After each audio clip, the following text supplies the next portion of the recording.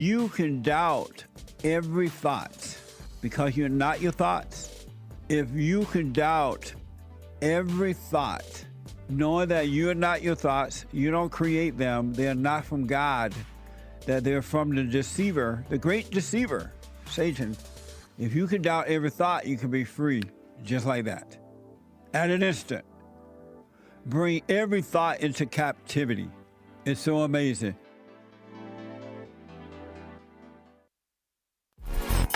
So, here's what I recommend. I invite you to download my silent prayer, and I want you to start doing it. You just download it, get the points of how to do it, and then after a while, you just do it on your own. It's going to point you in the right direction that your life will be returned to you from God. He will give you your life back because anyone and all people who has anger, they're not themselves. You are the person that you are angry at. That's why it's so important to get to know yourself so that you can see who you're angry at. And if you're doing the hooping and hollering prayers and things like that, some people get up, oh, praise the Lord, hoop and holler, bless my mama, bless my daddy. Continue to do it. Do both. You will see if you want to stay with the hooping and hollering or do you want to be still and know God.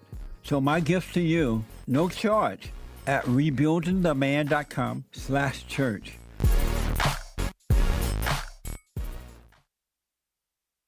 Anytime you have situations happening in your life, always be still. Don't overreact. Most of the people that I know, they say, oh, I know Jesus. I love Jesus. I'm an observer. And as soon as something don't go their way, they get mad. I'm like, what the? If you overreact, folks, remember to do that. Don't overreact. And when you get mad, it's your problem. It ain't your wife's problem, your husband's problem, your neighbor, your friend, your preacher, your teacher. It's your problem. Why you think you tick? It didn't go your way or the way you think it should go. Don't have a way you think it should go. Let life just happen. Thoughts make you think that life should go the way you want it to go. And if it doesn't, if someone don't do or say or act the way you think they should act, you hate them. And then you blame them for being mad. It's the darndest thing I ever seen. But it's amazing to see it. So relax.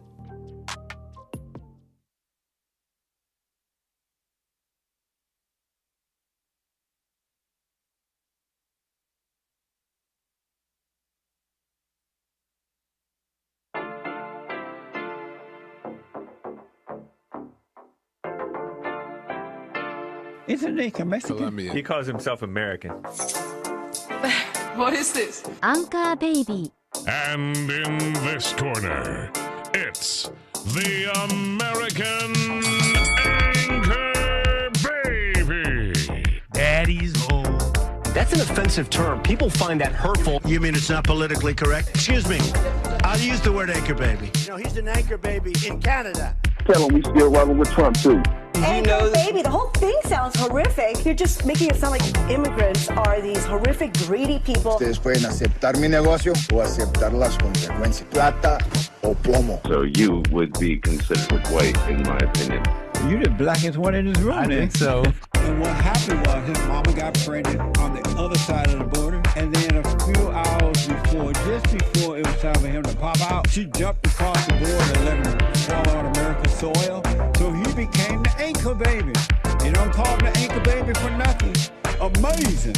We like this anchor baby, right?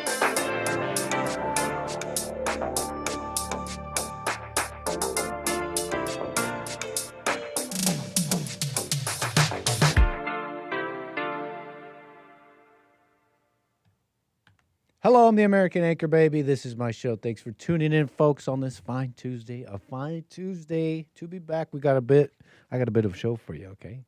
And we got to get into it as things are happening in the world. So we got some news for you. We got a little bit of this and a little bit of that. And, of course, all of you, all of my viewers here, I appreciate you tuning in. I'm your host. I'm the American Anchor Baby. And we got to get to all of you as you are here with me. So let me start it off with an example of character by showing decorum and saying hello to all my lovely viewers. How you doing? Rumble.com/American Anchor Baby. What's up, Brandon, Nick, Mo, Jules? How you doing, old saucy? My people on punchy.tv/anchorbaby. And, of course, here on YouTube. How you doing, everybody? A pleasure, as always. And you're showing decorum right away. I didn't even have to ask some of you guys. I led by example. Instead of yelling at you and berating you, maybe I should just lead by example. Although I think I do that every show, right? I say hello. I show you how I was raised in a home of some consequences. That's why you had to go forgive, right? That's why you had to go forgive. That's why you had to go forgive your mama. But that's also why you don't have decorum, okay?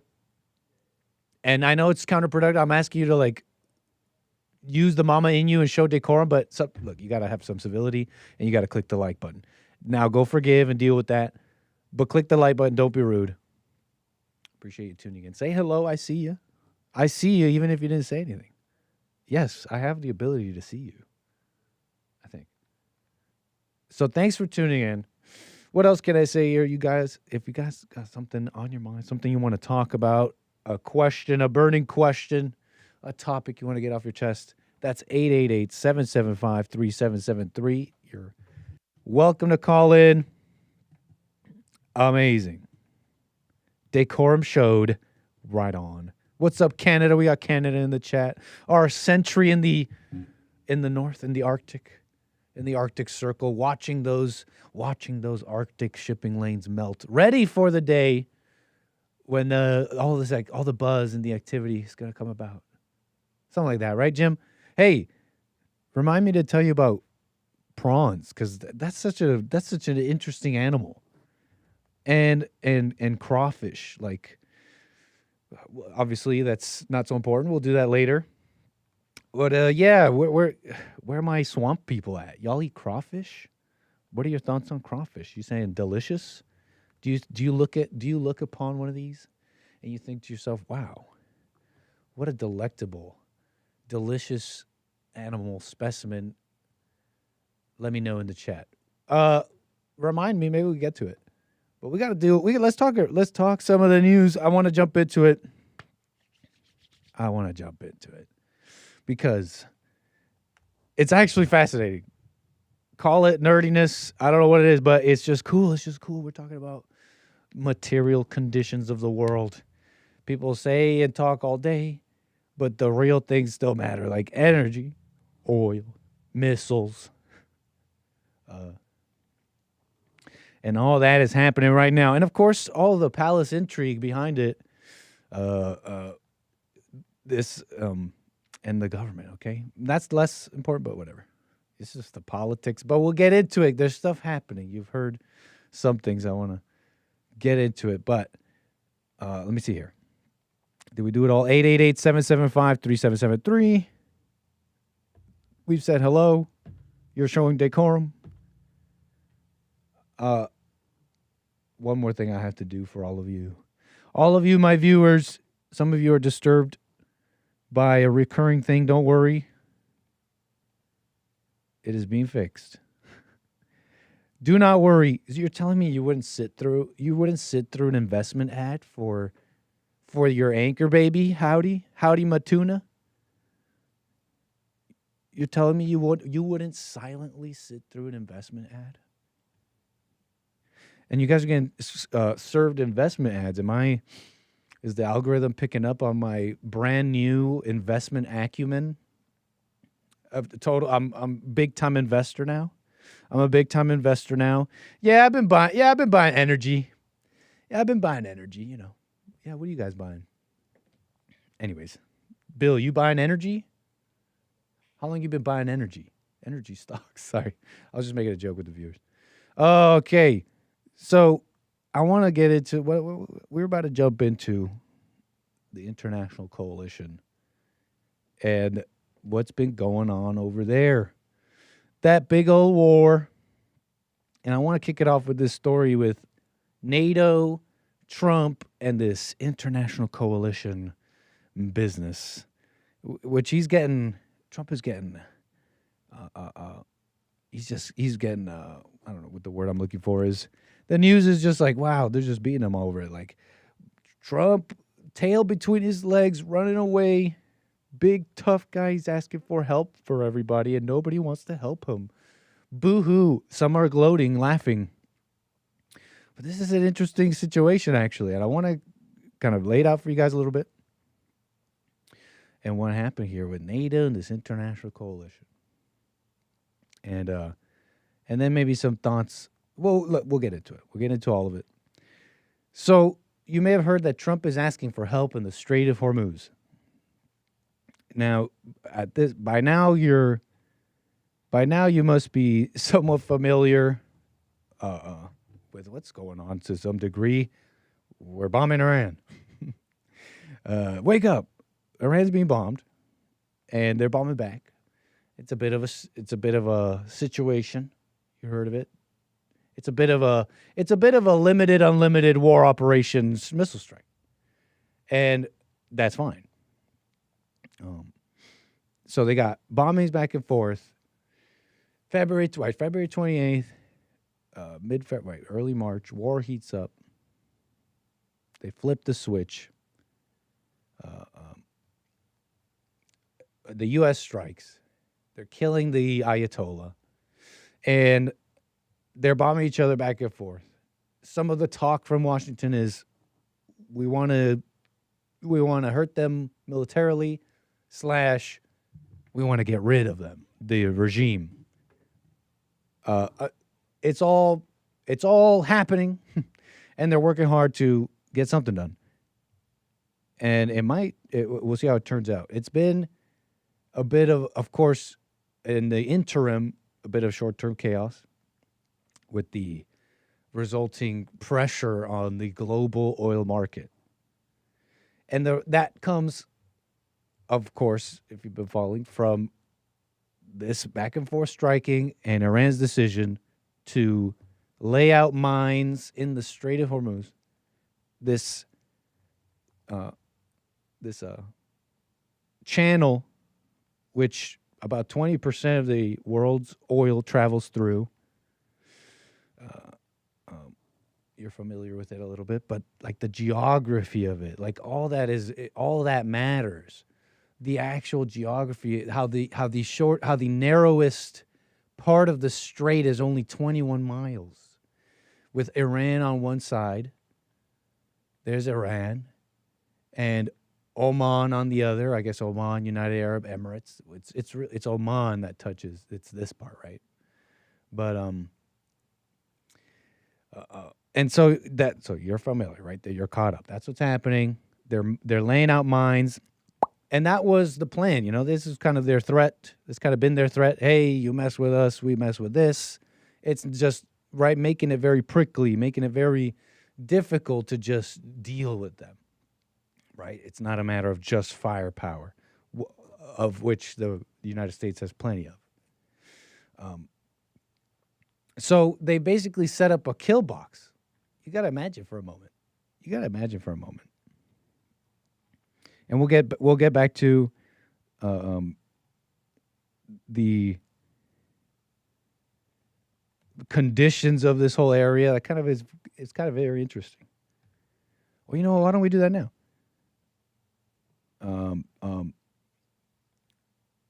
Imagine for a moment. They're called VLCCs, very large crude carriers. We're talking 2 million barrels of oil.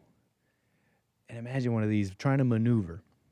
Imagine for a moment one of these huge VLCCs I'm showing you trying to maneuver through this strait, the narrowest passage of which is only 21 miles, of which, by the way, that doesn't matter. You see, there's something called a traffic separation scheme. Essentially, it's like the legal highway for these tankers, okay? And the strait, at this point, it's not even 21 miles. You actually only have two 2-mile buffer zones. These two 2-mile wide channels separated by a 2-mile wide buffer zone. So imagine just two lines, highway lines, pathways for ships to come inbound and outbound. That's only 2 miles wide with only 2 miles in between them. Now imagine trying to navigate all that while under fire and navigate all sorts of mines. in this kill box, in this essential kill box. Imagine that it's already difficult to deal with mines, but you got to do it under fire, and you got to deal with these modern mines. We're talking, if you know anything about Iran's capabilities, cheap drones, cheap mines, old school / modern magnetic / acoustic mines, even rocket-propelled rising mines, mines that are actually sunk deep down that detect passing vessels. They're sunk deep down in an undetectable depth, or at least difficult to detect depth, and they detect passing vessels, and they rocket all the way up and smash into whatever's above them. Small boats can lay them for hours, like it's crazy. And just one good minefield, you close this straight up until you clear it up. Now, there's a couple of other interesting facts about the conditions of the U.S. and Iran and what their capabilities are right now, what they're trying to do. More on that later. The situation, you're familiar somewhat now with the Strait and what's happening over there. The story is that Trump essentially was asking NATO. He's like asking. It's very interesting because he asked more than just NATO, but more than that in a second.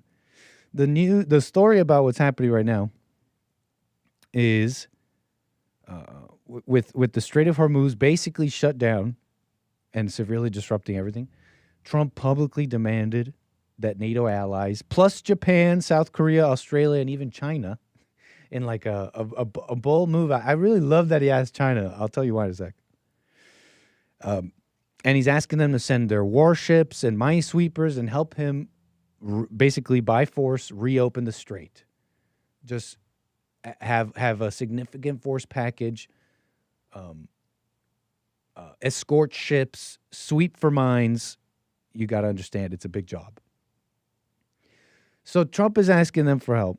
And the news is basically they're saying no. They're like, no, there's various responses. This is your war. You did this, etc. So where was I? Etc., etc. You know, and I want to tell you more about that. They're saying Trump is very angry about it. At least Lindsey Graham is saying. I want to say this too as a side note. The reason I saved this little piece, Lindsey Graham apparently is reporting, I have never heard him so angry, Graham says of Trump, as you're a box. The European ally, and he goes off on them saying, you know, these European allies, their unwillingness to help and keep the whole area functioning. It's arrogance, and I never seen the president so angry. I share that anger, given what's at stake. You know, side note, isn't it so interesting how the world can't see that anger is so dumb? He really thinks that that's like cool and it's supposed to like, I don't know, make someone fearful. And it might, right? It might make some enemy like, whoa, he's angry. I don't know. But I can't unsee how fake that is. I can't unsee how fake this anger is. Anyone who believes that anger, that you need to use anger like this, and that Lindsey Graham would say such a thing shows how dumb he is, right? He thinks like the world. Just side note, right? How could anyone ever think that that's positive reporting of? Because he's trying to report this positively and be on his side and be like, yeah, he's real mad. I wouldn't, you know, he's real mad. I wouldn't go against him. And so, yeah, how can anyone think that that's like a good thing to even say out loud? Whether true, if he's mad or not, like, you know, people like to say things without knowing. Just a side note, but he's unhappy, disappointed in NATO, even. Disappointed in NATO. He's saying, watch this. I guess some clips I saved. Rethinking United States' relationship with NATO, possibly getting... Are you rethinking the relationship with NATO, she says. Mr. President, are you rethinking rethinking the United States' relationship with NATO possibly getting out? Or Well, I'm possibly... disappointed in NATO that we spend trillions of dollars on NATO. Think of it, trillions over the years, many trillions of dollars. It's one of the reasons we have deficits and we help other countries. And when they don't help us, I mean, it's certainly something that we should think about. I don't need Congress for that decision, as you probably know. I can make that decision myself. I'd work with some very smart people. And I'd always deal with Congress anyway, but I don't need Congress for that decision. But, you know, when you say rethink, I have nothing currently in mind, but I will say that I'm not exactly thrilled when we help them with Ukraine. Look, Ukraine would have been over in one day if we didn't help. Frankly, Ukraine would have been over in the first day. They had the best equipment in the world. It was our equipment given by sleepy Joe Biden. No charge, no charge. Hundreds of billions of dollars of the best equipment in the world, no charge. I will say that I'm not happy about it. So, right, they're asking him, but what are you going to do about NATO? I'm not telling you what's going to happen. I'm not saying anything. But it's all on the table. I'm very disappointed with them. So the news came out, they're like, he's coming in all tough, asking for an international coalition. And now he's going back, tail between his legs. Nobody wants to help him. And I was thinking a few things about that. Like, I really like, you know what, I want to tell you this, taking a second. Let me move something around, hold on. Just to present this how I want. So, where was I? So he's disappointed with NATO. He wants them to help in opening this all up. Because everybody's involved. It's not just the U.S. And it's funny, I love that he asked China, because China's involved too. This is the reason it's a global crunch, with global prices being affected. Because the world kind of relies on each other. It's a big global world now. There's an imposed order. If you love it or hate it, maybe you're like an anti-West, you hate the order. I love the Ayatollah. We need to support the IRGC. It's like, okay, psycho. But for everybody else, there's this order imposed. Where was I?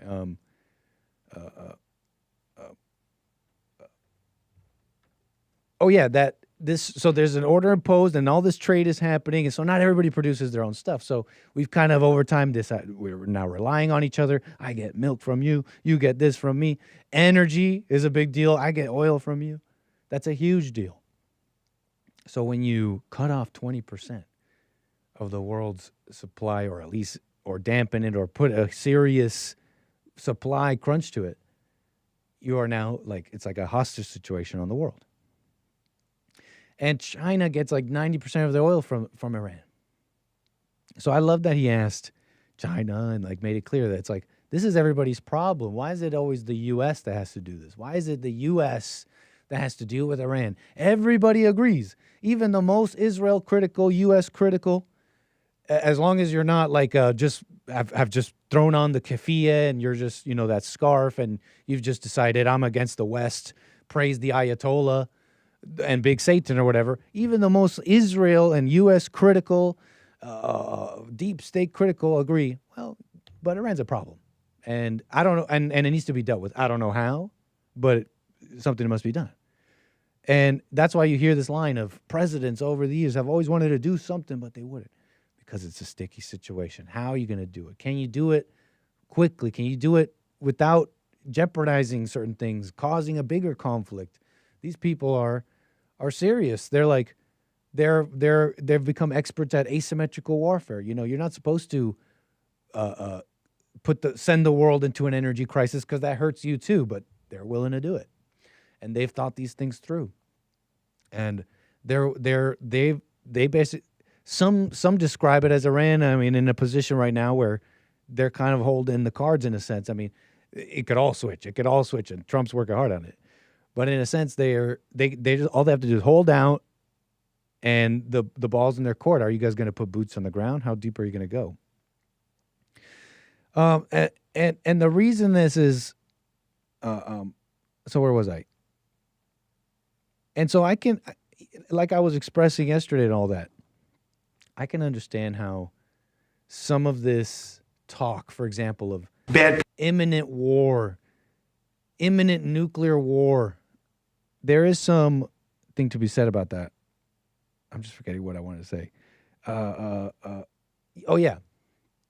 Because the big question is, even though everybody agrees, someone's got to do something about Iran. Like, even the most critical, even the most like, well, whatever, like I said, they agree, right? So it's my opinion that Trump just thought he could, and he still thinks he can. That being said, you know, they say it's like, well, they were about to nuke the world or something, and that's why it had to happen now. Or how they were about to attack. Iran was about to attack, but of course, the U.S. and Iran were in negotiations with a clear, what's it called? A clear pathway to conflict, because, I mean, essentially how those negotiations are going is that Iran's like, we got our demands, you guys got your demands. You guys are saying we can't have uranium and we can't have facilities that can enrich stuff, not necessarily make the nuke yet, but we disagree. The U.S. is, and this is in those negotiations before this war broke out or whatever, the U.S. is saying, well, these are our demands, and if you don't meet them, we're going to hit you. We're going to hit you. So I understand this talk right now. It's like, oh, Iran was about to strike, but I mean, in my mind, those two things are true. So this whole imminent talk, all that, I'm not even sure of. But this thing on this NATO thing, this international coalition, I really think that Trump is just right about that. It is there. Why is it the U.S. is like, they keep kicking this can down the road, and they're supposed to deal with Iran, but why? It's the world's problem, and everyone agrees that they... Imagine for a moment. I love that he asked China, because it tells me that Trump really is a guy that, at least inside, he wants to be this guy of peace. Because imagine for a moment, the world has this issue with Iran, and they basically got their finger on the trigger and can hold the world hostage with the energy crisis. Imagine for a moment the world just like, right, kumbaya. China's like, let's put it aside, put our differences aside or whatever. I know it's crazy maybe, but okay, it's time for kumbaya. Iran's got to go. We need to come together, make it happen so it can happen like not such a big deal. It's not a burden on one person or one nation or whatever. But they wouldn't.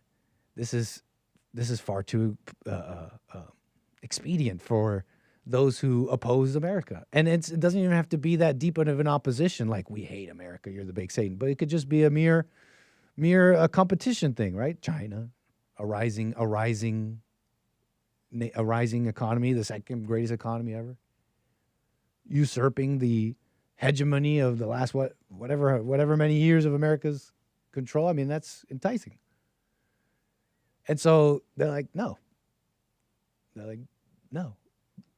But I love that he asked. I love that he had the stuff to ask, because you never know if you don't ask. And I love that he asked, and I love that. Some of the criticisms too was like, I don't get how this guy Trump comes on the international stage, starts talking about an international coalition as if he made one already, and then they all say, no, we're not going to help you, and now he's got to go back home like embarrassed. I'm like, no, I don't really see it like that. Like, I love that he said international coalition, and it made people scratch their heads like, what international coalition? Are you telling me you already made a deal? Oh, it turns out there's no deal? What kind of dummy is this? He's talking about, they say this all the time. Europe says this all the time. We are old friends, old allies, NATO, we have historic ties, blah, blah, blah, but they never want to do anything about it. They just use that line to just keep, as like a cudgel on America, keep giving us stuff. You better. You're supposed to do this. And so, yeah, that part I get. He did on purpose. Like, international coalition, we're talking about what you guys say all the time. We're supposed to be big friends, Europe, historic allies. Why is it that the U.S. has to keep kicking this can down the road for the U.S. to have to deal with it again. So that was my thinking about this international coalition and the Hormuz thing and Europe and everybody saying, like, basically, no, we're not going to help you, but quietly we like what you're doing. Isn't that insane? You may not believe me. I had collected some of the things, some of their responses. Who said no? Who said hell no? Germany, for example, their minister, Boris Pistorius, he's like, this is not our war. We did not start it. We're not getting dragged in. And their German ships wouldn't even add to the U.S. Navy. Now, I think that's somewhat true. I'm not sure what Germany could help, because here's the problem. Here's the material problem with the U.S. and the Strait of Hormuz. Yes, they got firepower. Oh, yeah. The U.S. has firepower, but it's not about firepower. Like I was showing you earlier about the material conditions of the Strait of Hormuz. It's how narrow it is, how it's become a kill box, and how difficult it would be to even if we use the U.S. Navy to escort a ship, one single tanker, what that would look like just going down the strait, under fire, clearing out mines the whole time. That is difficult without taking on casualties, problems. One single U.S. tanker being destroyed would be an international political catastrophe. You understand? So that's what they're dealing with. And another thing they're dealing with is, for example, the U.S.'s ocean minesweeping capability is hindered right now. You see, the U.S., the littoral combat ships are basically the only mine modules the U.S. has, because they quietly decommissioned their Avenger-class minesweepers, and they were based in Bahrain. They're these big, I don't know how big an Avenger class is, okay, but it's big, okay? Avenger class warship, okay? It's one of them ships. Probably a lot of scrap. Bet you if you scrapped it, you would have made a lot of money. But whatever. That's for my scrappers who are always thinking about scrap. I could scrap that. They decommissioned them 2025, and several have already been pulled away. The littoral ships have been pulled away to the Pacific. So right now, the U.S. mine clearing capability is hindered, and they do need some of these people or at least some of these allies that Trump asked for help would definitely help. It would speed up a lot of things, and it wouldn't be such a slow U.S. only grind, which is the problem. It wouldn't be this only like U.S. grind. Spain and Italy, they're like, no. The Israeli strikes are unilateral, not backed by international law. France, they're more like, maybe later. Macron has said he was open to sending escorts once things calm down. You know, we'll think about it. UK, reluctant, but not 100% closed. In fact, Keir Starmer, if you saw him, remember when Trump striked Iran recently,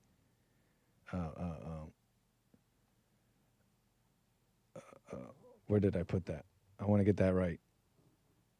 Keir Starmer.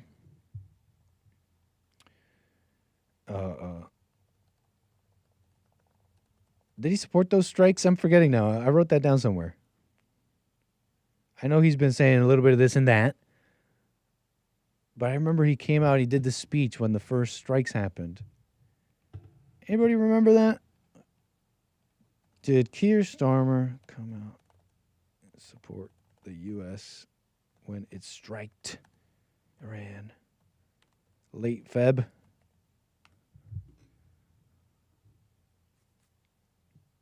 Keir Starmer. No, Keir Starmer did not come out of support. Late February. So that's the UK. They're like a little bit of this and that. They're saying they might. They're reluctant, but not 100% closed. They want freedom of navigation for economic reasons, but they don't want war. So you guys are all saying that Iran's a problem, but we don't want war. Australia, Japan, South Korea.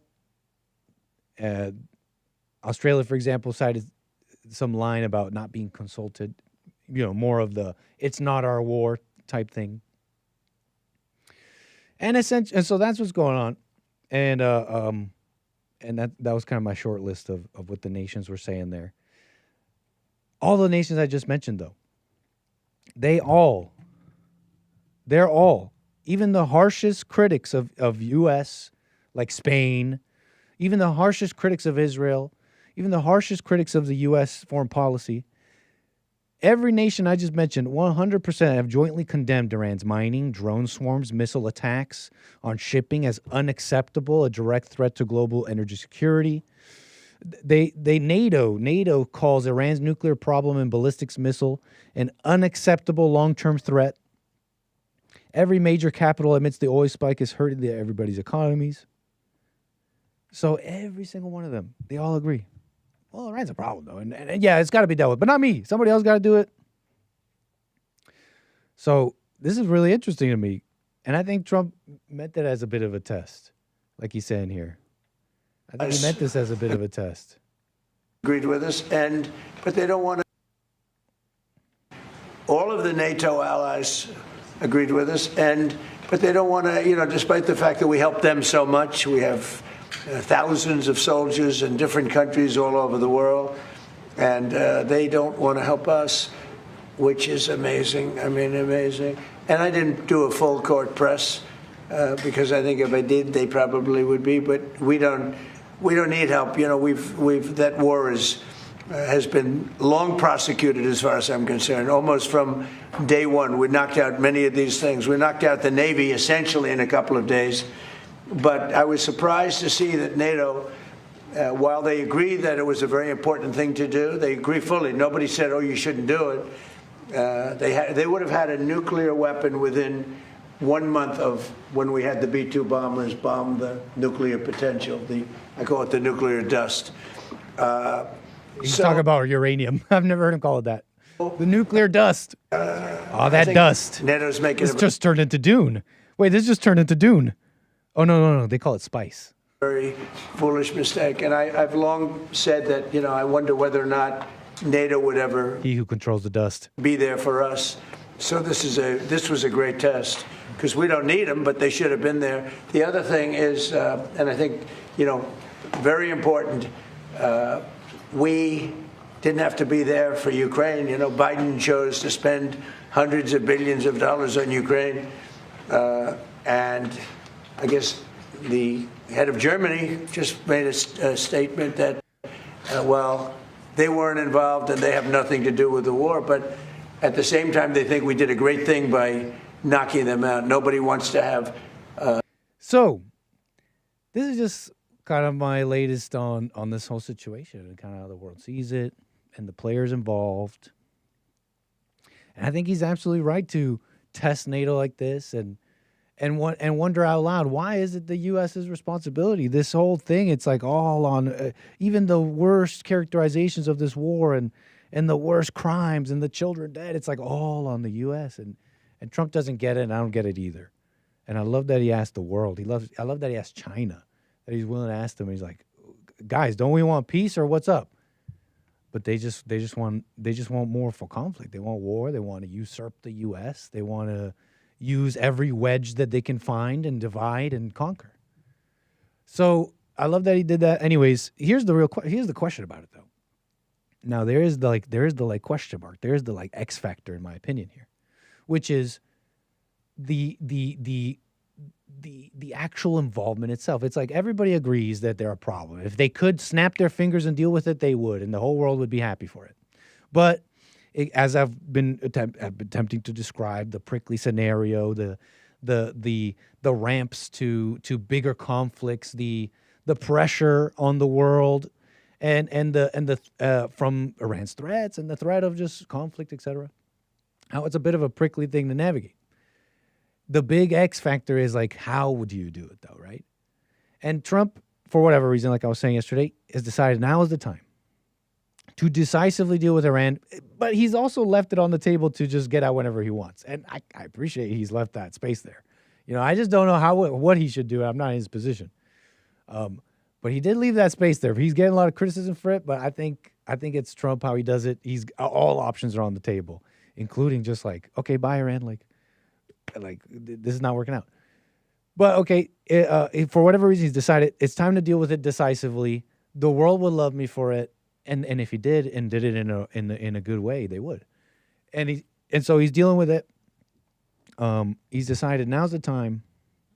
The big X factor is like how, right? So when the world is like, this is not our fight, this is not whatever, and Trump says no, but they were about to imminently nuke everybody. That's where the X factor, that's where the conversation is, the minutia of the conversation. Because if it's true that they're about to imminently nuke everyone, well, yeah, they got to be dealt with. But if you can't deal with it in a way that's like expedient, right? That's not going to cripple your own country, etc. Then and then you don't even achieve what you want to do, which is either get rid of their nukes or get rid of the Iranian regime or whatever. And these are by the way, those are the win scenarios that the Trump administration has put forth. So I'm using their words. If that doesn't get done, that would be like a failure, right? And then the world, that's why they didn't want to join in. Because in their opinion, it's like you did it at the wrong time in the wrong way. That's not an answer I have for you. That's not an answer I have for you. And that's why we're waiting and seeing. I don't know how it's going to turn out. It's very interesting. But where was I? But that's like the X factor here. Did he kick this off, and will he finish it? And was it the right way? Was it the way to do it? And that's what we were discussing yesterday a little bit. And that's where it stands. That's where it stands. NATO, where was I there? Yeah, that's where it stands. That's where the situation stands.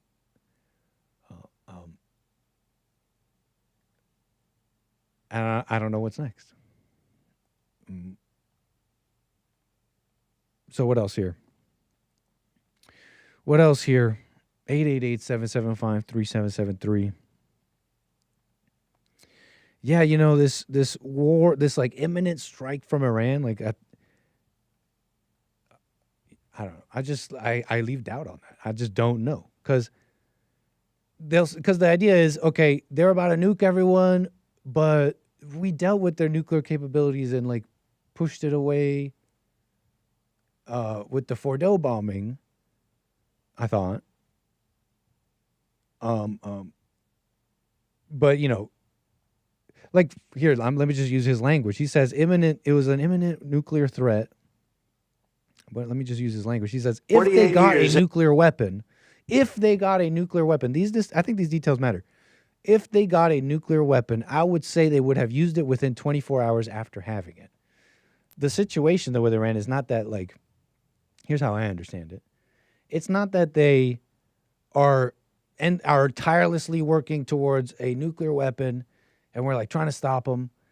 Like, maybe in secret, but what I'm told as just an individual watching the news and all that is that they call it nuclear hedging. It's like they build the facilities to make the missiles, the facilities to make the uranium. But hey, it's clear that we're not putting them together to make a bomb, but we can.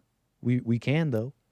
And so when Trump puts it like that, if they got a nuclear weapon, I would say they would have used it within 24 hours. I believe him. If they got a nuclear weapon, right? And that's the big debate or whatever. It's like, well, what do you mean by imminent? What do you mean by nuclear weapon? And how imminent does that mean? And this whole thing on they were about to like strike all the friends and all that. Well, I mean, in context though, they had I'm repeating myself, but they were having these negotiations. This is how I understand it. I could be wrong. 888-775-3773. They were having negotiations. Iran, not saying that they're like super reasonable, like just because they're having negotiations. I understand that, but as it stands, they're saying, "Hey, we're Iran, and these are our demands. We don't want to fight, but we're keeping the uranium." Trump's like, "You can't have the uranium, and if you don't agree, we're fighting." So the imminent strike. I mean, that the imminent strike was coming from the U.S. And I'm not saying whatever. Like, maybe that was fine. But yeah, that's kind of my thoughts on that. That's kind of my latest on the situation and Iran. And imagine, I love Trump. I hope he does it. I hope he makes it happen for the world. I don't know how it's going to turn out, though.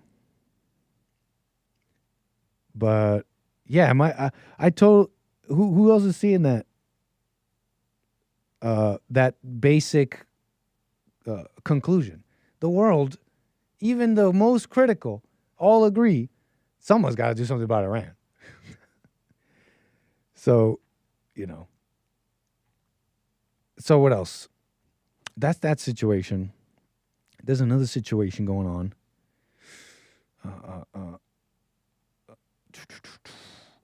Let's see what else here. There's another situation going on here.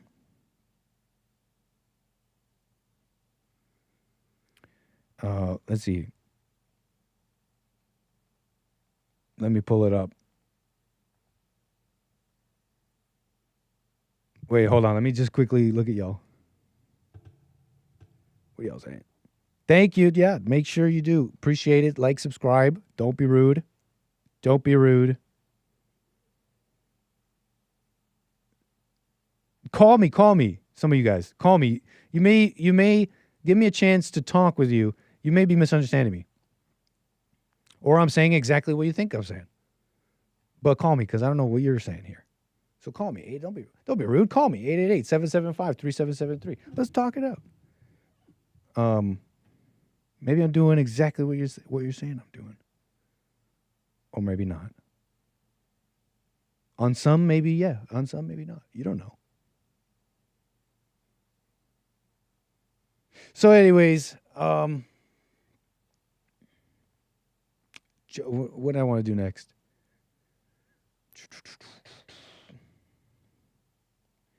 What did I want to do next? There was this thing with this guy, Joe Kent, and him resigning. I forget why I wanted to bring it up. I mean, it's in the news. This U.S. Army Special Forces veteran guy, CIA officer guy, who became the director of National Counterterrorism Center.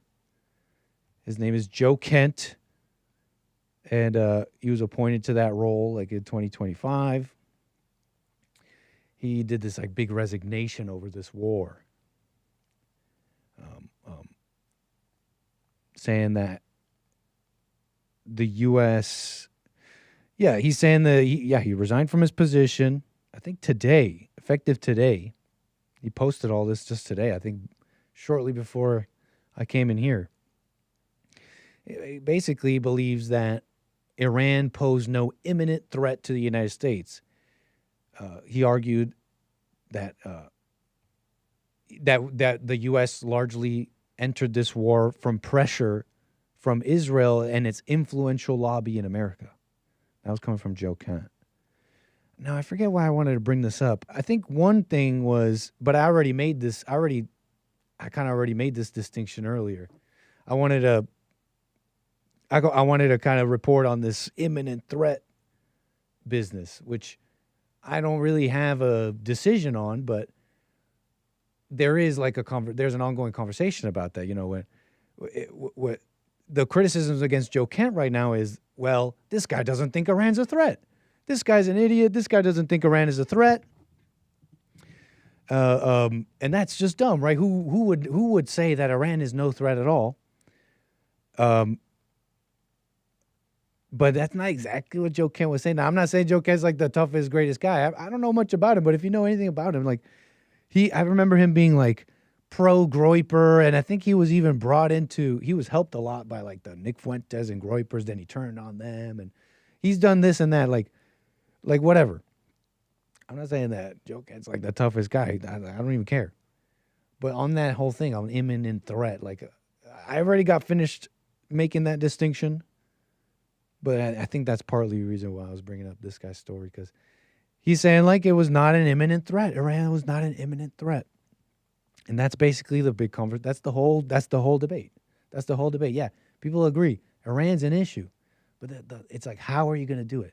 And if your how doesn't like measure up, and your reasonings are just like, oh, it was an imminent threat, but it's not, and then you can't finish what you started, etc.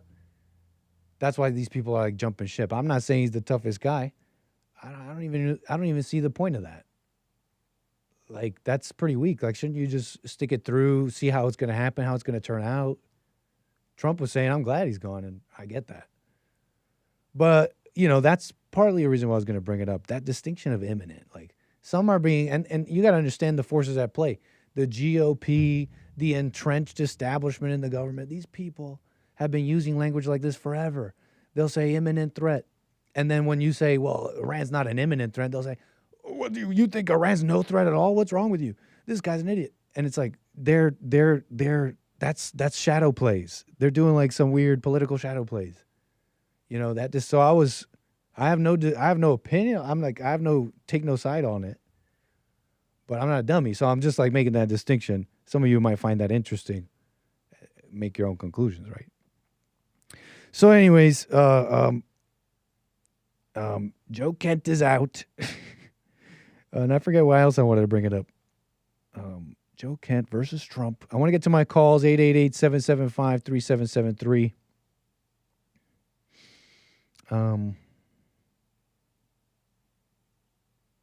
What else about Joe Kent? I don't think I have anything else on them. All right, let's get to calls because we got to switch gears. I got some other things for you. You know how I do. We got some sillies. We got some funnies. And they all have to do with people. They all got to do with human nature. All right, y'all. Let's see what you guys are saying here. I want to get to calls 888-775-3773.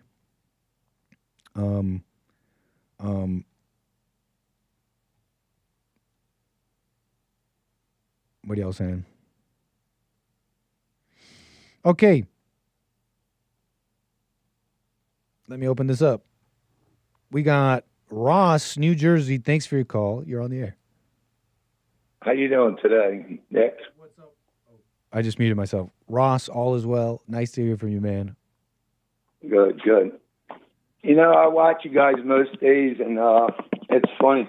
Today I was listening, and I was thinking about technology, how it seems like the more technology we get, the more fear we get.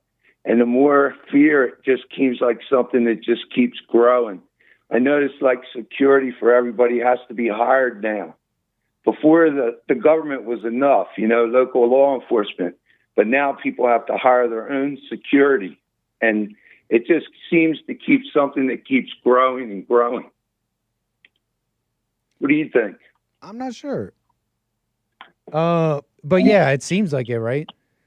And I remember these ads going around. Now, I don't know where those companies are now. And did they grow? And I wonder if they grew in market share. But I remember these private security companies went viral some years ago. Just being like police for your average citizen. You can literally hire them whenever you want through the app. Uber for like personal security.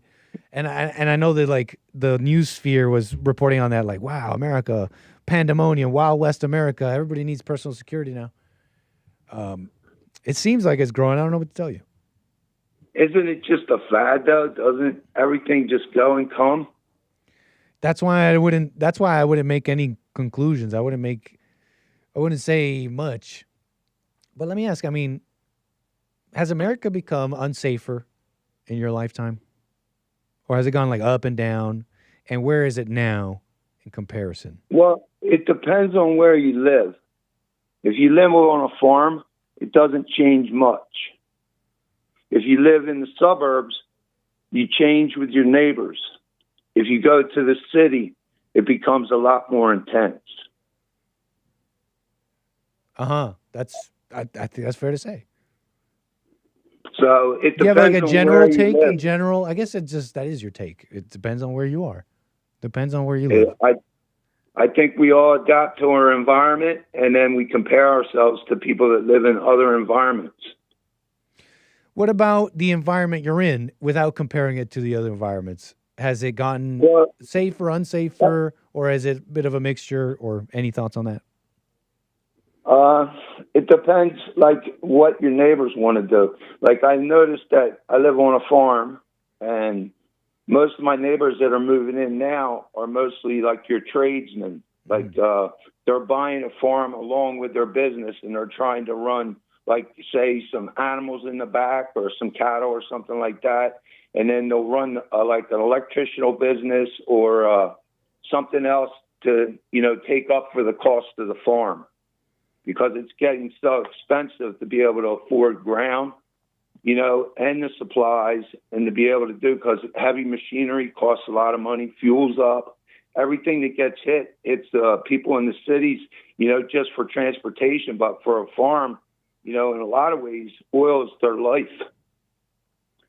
So you can take, every hit you got to take from nature, plus you got to take any hit that you expect to get accustomed to. So every time you get accustomed to something, it's taken away from you. It affects your dollar.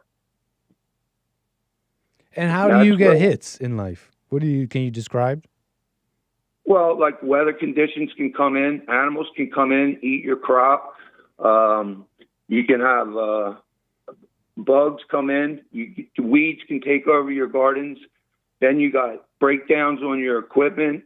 The cost of fuel, cost of everything goes up. And then manpower to be able to do the work that needs to be done is always, regulated by your state. So that's something that you can't really even control. You just have to have it. Like when your fields need to be picked, you got to get the help. And however you get that, it's got to get done, because the people that pay your bill, you got to produce the product before you get the money. Well, it's life, huh, Ross? Appreciate it, man. I'm just telling you a little bit from the other side. That's all. I mean, when you get on a microphone and you start yelling, you realize you're sitting in a good spot because you're already getting paid for your opinion.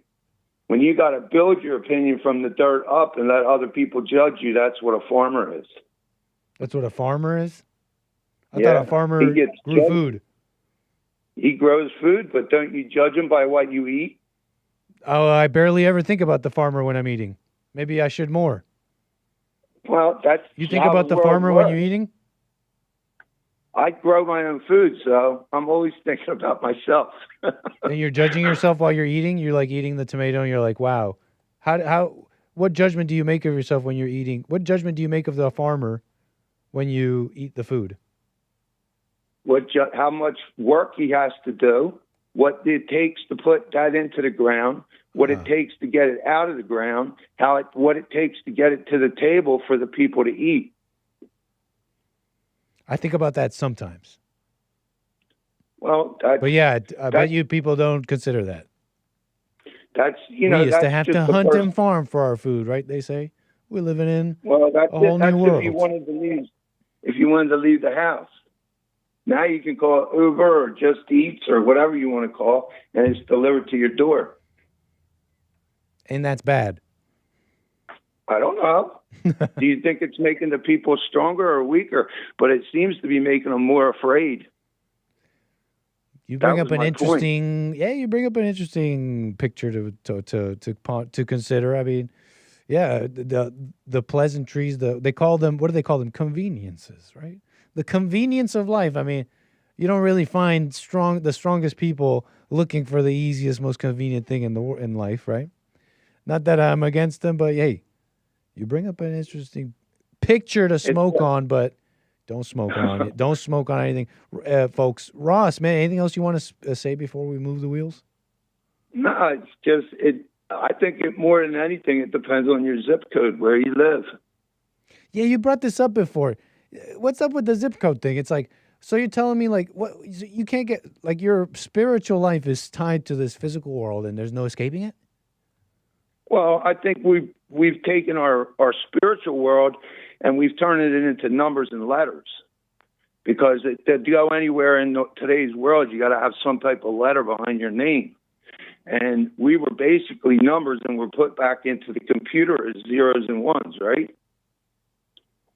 So now the computer's looking at the human being as a number, is a computer going to allow the letter to come in and be part of it, or is it actually an O and a 1 that goes in the computer? A O being the letter and the 1 being the digit. So I sort of think it's an O and a 1 because I'm there are lost. two. You lost me, Ross. I know that you're All right. speaking on like zeros and ones and binary, but I lost the full breadth of what you're saying. Well, supposedly everything's put into the computer in code in 1s and 0s, right? Uh-huh. So either you're a 1 or a 0 when you go into the computer, an odd or an even. So on Earth, living as an adult or a human being, you're going to be an odd or an even. So that's why we argue. If you're born on an odd day, maybe you're an odd. But it depends on the family you grow up in. What about non-binary people? Sorry, low-hanging fruit. Low-hanging fruit. Well, non-binary, that's maybe what they're figuring out. They are a letter, and they need, that space. Because we don't really know what we are when we were born. We just come into a family and we get raised for the needs of the family.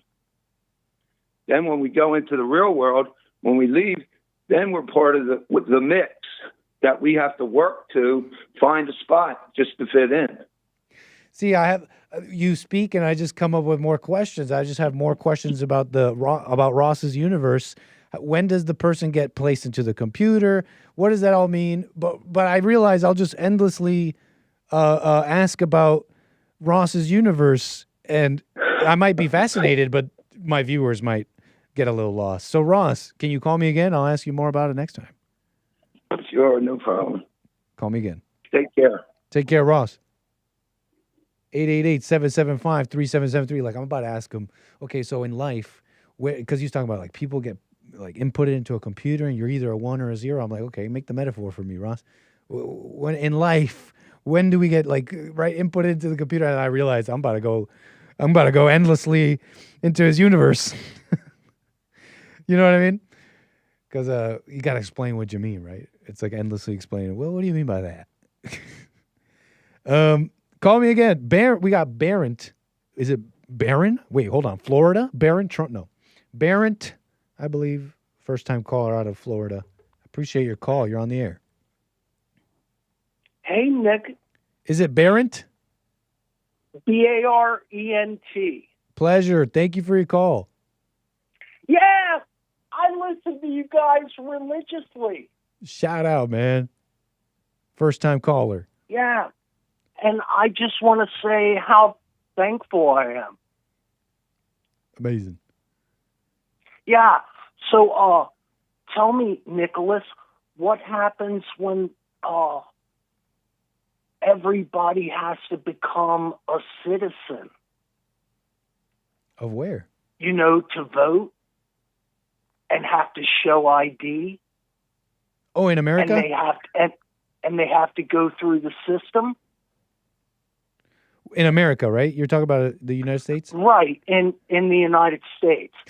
You know what's crazy about that question? It's hard to, for me, maybe others know better, it's hard to know exactly what would happen. What if it's like the whole Democrat Party collapses, they have no more voters? You know what I mean? Like how bad is the problem? We would find out, and it would be an amazing thing if we could force it, right, with the SAVE Act and all that.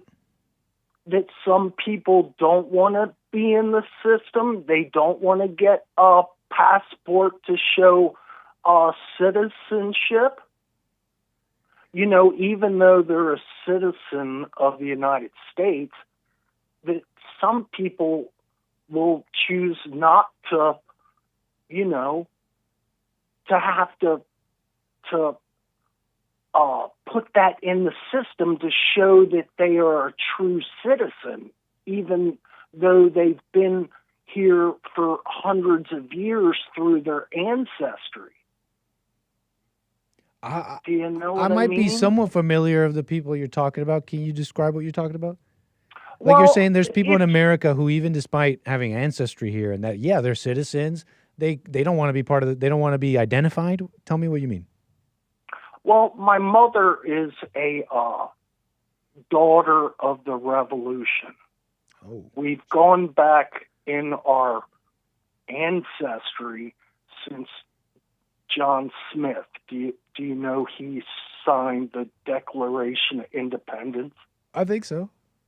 I may have heard that name. I'm an anchor baby. But John Smith. And so you have to realize that there's people here that don't have to prove anything, that they've been here long enough to have their roots here, that they don't have to say anything. And they just let these people go on and on and on about the ridiculousness of having to, show citizenship to vote. And the thing is that if you're not from this country, that you should have no rights at all. If you came in here illegally,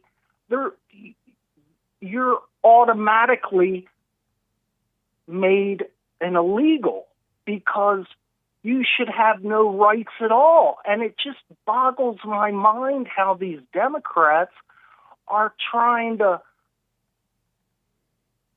it's like they're just trying to make fraud like a common term. Like they wanna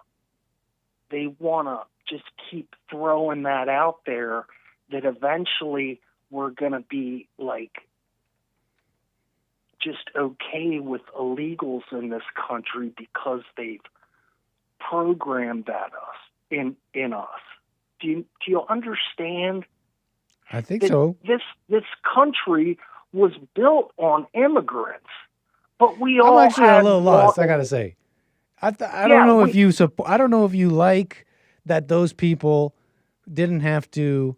You're talking about was it your grandma or your mother? You said that they're a daughter of the revolution and they don't have to prove that they're citizens. I'm a little lost. Are you saying that that's wrong or is okay? No, it's like if your family's been in this country long enough, that should be enabled for you to have a stay in this society. And you're saying it's a bit of a travesty that they're even being questioned because there's so many illegals? Yeah. Now that they're being questioned, it's like, this was never a question before. Like, I'm a daughter of the revolution. Okay, so I'm getting that part. You're reminding me of California, They came out with the real ID. I remember hearing from Hake, for example, that, they used to just have ID. You used to just have your driver's license, and that was plenty. You could do what you needed. But then you had to get further proof, further documentation. Right. They call it real ID. Exactly. And people here are like, I got to do this probably because of all these illegals. Now I have to further prove. What am I further proving? Get rid of the criminals. Right, and it's like if you've ever had a package come through the mail that is registered, they always scan the back of your real ID with that scan code. They could care less about where you live and who you are, your date of birth. It's everything in that scan code. And are you saying, and if I may, just to clear this up for the viewers and for myself, because unless I'm missing it, it feels like you're throwing out a number of things. Like you really could feel any way about it unless I ask you. Are you saying that I understand the first part, right? Why should a daughter of a revolution have to prove that? But are you further saying that you have a problem with all identification, that the government shouldn't have to ask you to identify yourself? Yeah. And the mere just having a driver's license, that's all wrong? Right, because what happiness and what is that in the Constitution and Bill of Rights? Do you have a driver's license? Travel freely and never be questioned of who you are, and you should be happy, that you should be able to travel freely and never be taxed.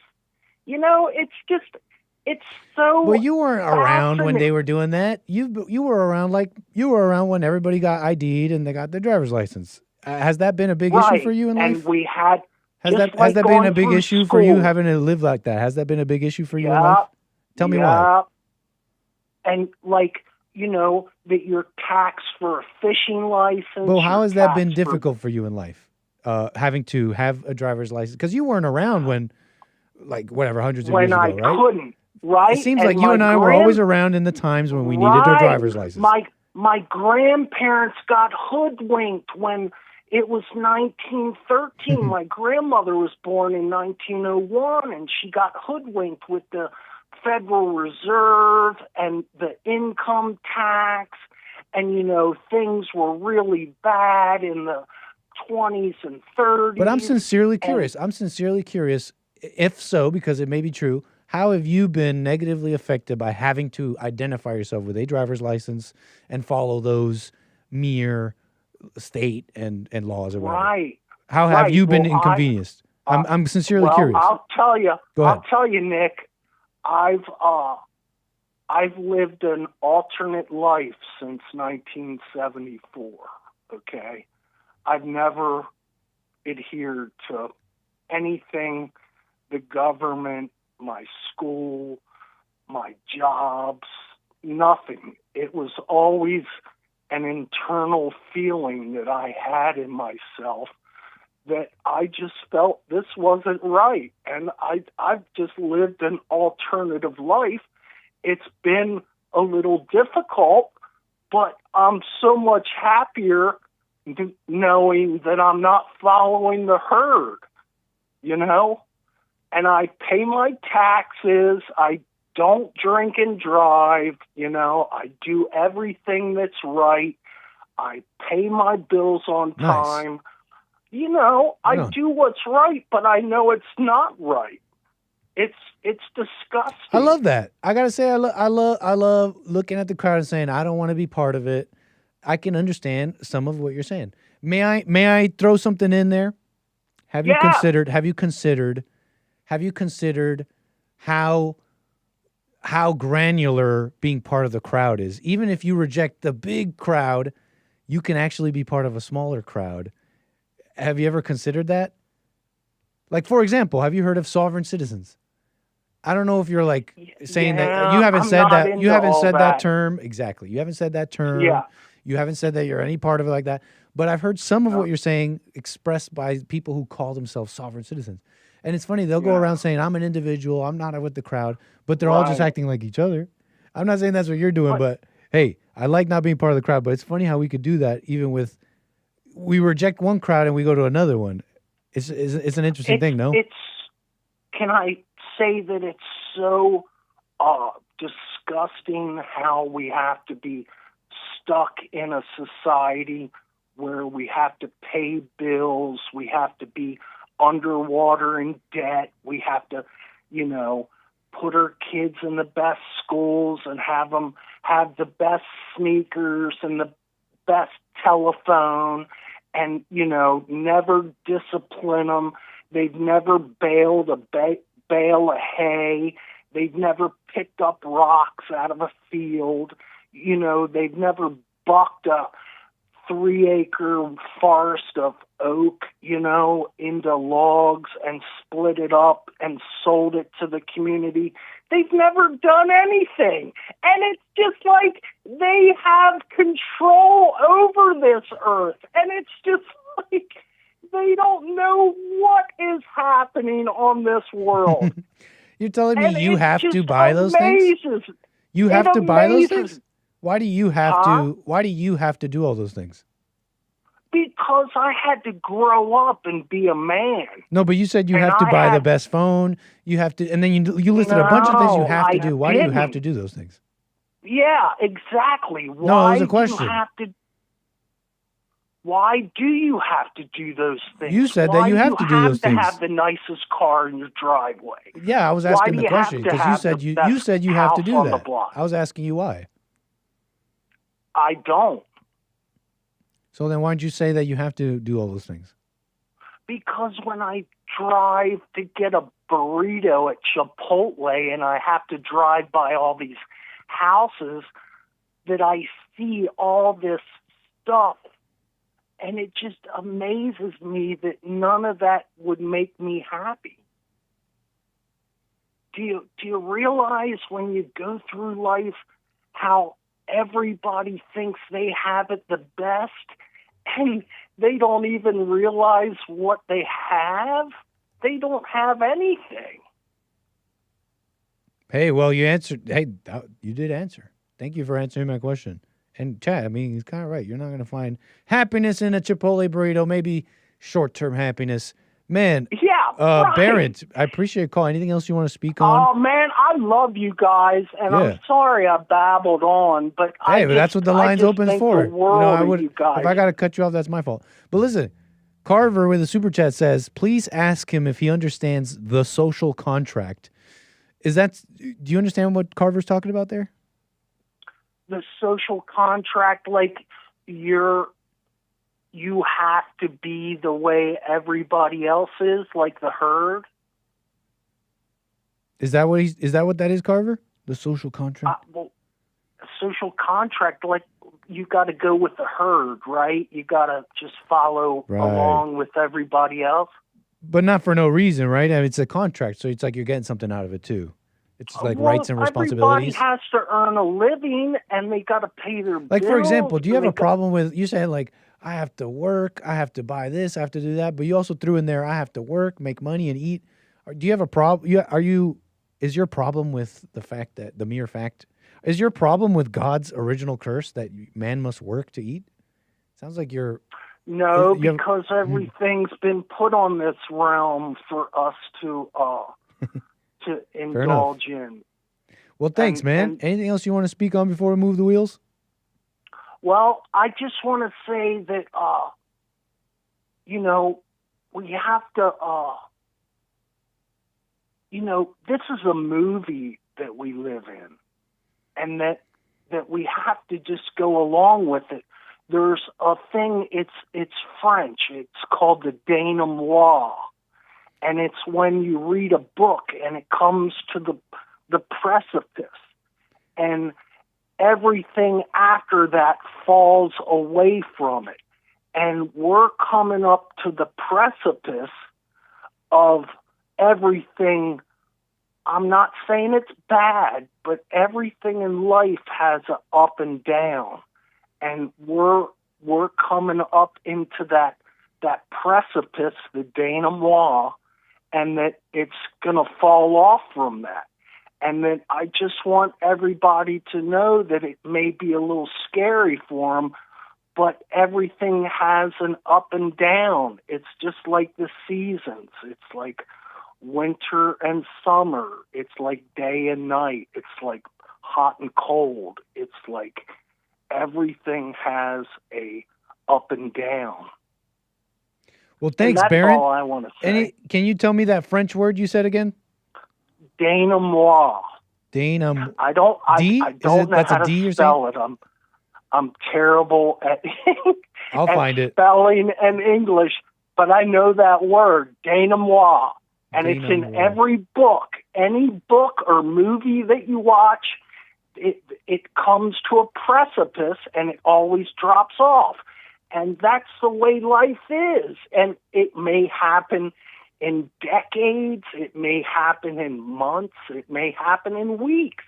You never know. But you got to just always realize that there's always good and bad, and black and white, yin and yang, and just all that stuff. And it amazes me, especially listen to Jesse, how people are just stuck in their own reality and don't realize what they're truly gone through. And it just amazes me. And I'm sorry for taking up your time. No, it's all good. The lines are open for all of you. Barrett, call me again. Yeah, dude. I love you. Back at you, sir. Thank you. All right, brother. Keep going. Keep at it. I'm on it. Thank you, Barrett. Call me again. All right, later. That at the end there when he was saying, "Go on," he reminded me of Ordinary Sausage. I don't know if you've seen that guy on YouTube. He makes insane just insane, inedible sausages. But his videos are funny, and I think really what gets me is just the way he talks. Just the voice he puts on. Kind of like a stone's throw away from Carl from Jimmy Neutron. You know what I'm talking about? Carl. Oh, Jimmy, should I join Antifa? But anyways, brain blast, Jimmy Neutron. We're having a big old brain blast. Any French people in the chat know what word he said? I can't find it. Dana Moore. Is it like 2 words, 1 word? Denouement is what you're saying, Tim Jim? It could be denouement. What's that? Denouement. Meaning the final resolution or untangling of the complexities in a plot. Oh, it may have been this word. I've never heard it. Because he's like, Dana Moore. I'm thinking, is it 2 words? I'm like, where y'all at? Where the French people at? It sounds like you might be right. It might be denouement. The final resolution or untangling of the complexities in a plot, following the climax of a story, play, or movie, derived from the French word meaning to untie. It serves to resolve the remaining plot lines, explain secrets. What is denouement? Basically, apocalyptis. Apocalypsis refers to making known what was previously hidden or laid bare. Denouement. Anyways, is it one of them English words that came from French, like fiancé?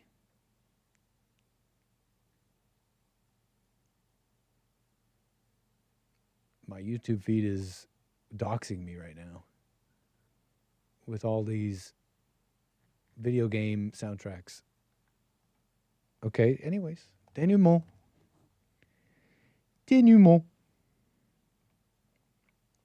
Moving on. Not a French word. You're saying that's not a French word?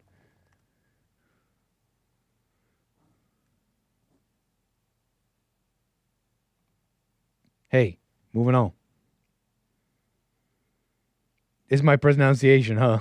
Denouement. Denouement en anglais. En anglais. Comment est-ce que tu dis? Comment est-ce que tu dis? Comment se dire? Come on, Google.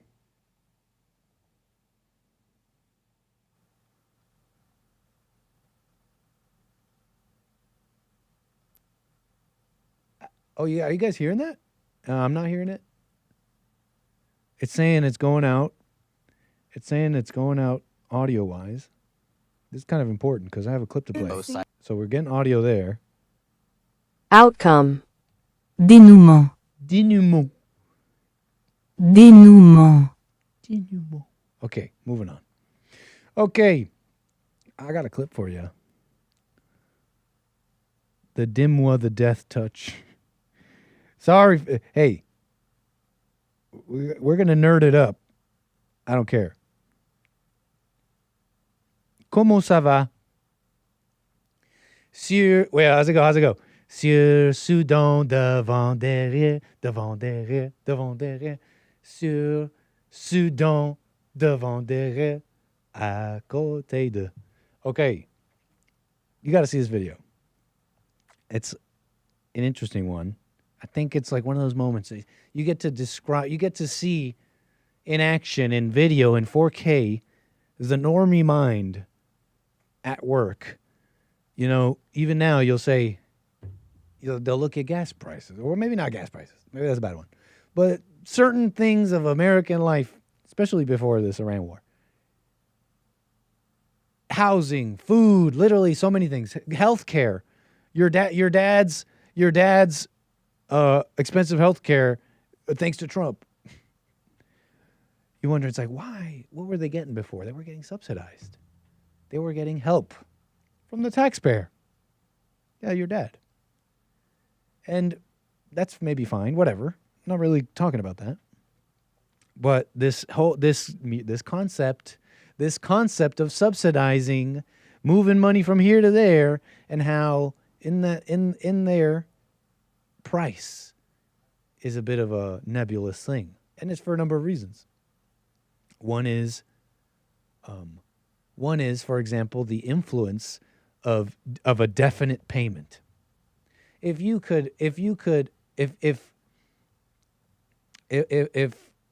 for example, a law, if there's a law in the country that says you must give out this much money to the people for SNAP benefits, well, what do you think that's going to happen? That much money is going to go out. They're not just giving you a SNAP card and then whatever you didn't use, we're going to roll it over. We're going to be real efficient. No. When the law says this much money's got to go out, that much money's going to go out. When a company's budget or some team in a company has a budget, they're going to use that budget, because what happens if they don't? The next year they get less money, because it's like the guys up top are saying, well, obviously you didn't need all that money. Consider for a moment how the price of Doritos went down. I forget what percentage. Remember this? Do you remember this? And they said why? Because Trump recently made some changes to SNAP eligibility, and it was a big deal. A whole bunch of people were saying, hey, the taxpayer has to pay for me and my kids. I don't have to work. Remember that? It was crazy. And then what did Doritos do soon after? They made an announcement saying, we're lowering, I forget what percentage, how much percentage their snackies went down. But yeah, turns out the price of Doritos was inflated by all the SNAP benefits, which they said they were using for healthy food for their family, right? Isn't that interesting? So anyways, you got this concept. And there's many who just don't get it, right? They don't get that. They don't get certain things, like all that money's going somewhere, and it's not going to you. And you're sitting around thinking, well, the government's supposed to help me. I voted for progressive policies, and the government is going to help me or something, right? And then, I don't know, reality hits you. I've played this guy's videos before. His name is Caleb Hammer, I think, and he runs an interesting show centered around like finance and dealing with people's broken finances. He gets all sorts of people on his show, couples, individuals, rich, poor, and they come on his show saying, hey, I'm in debt and I need help. And then he goes through their life, and it's great. I mean, it's great content because it's like human nature on display. It's never a mystery. It's never a secret. There's not one piece of information they were missing to make it all work. It's always human nature. They're spending too much money they don't have, with desires and proclivities they can't control, no self-control. It's always the same thing. He has this couple on his show, this Caleb guy.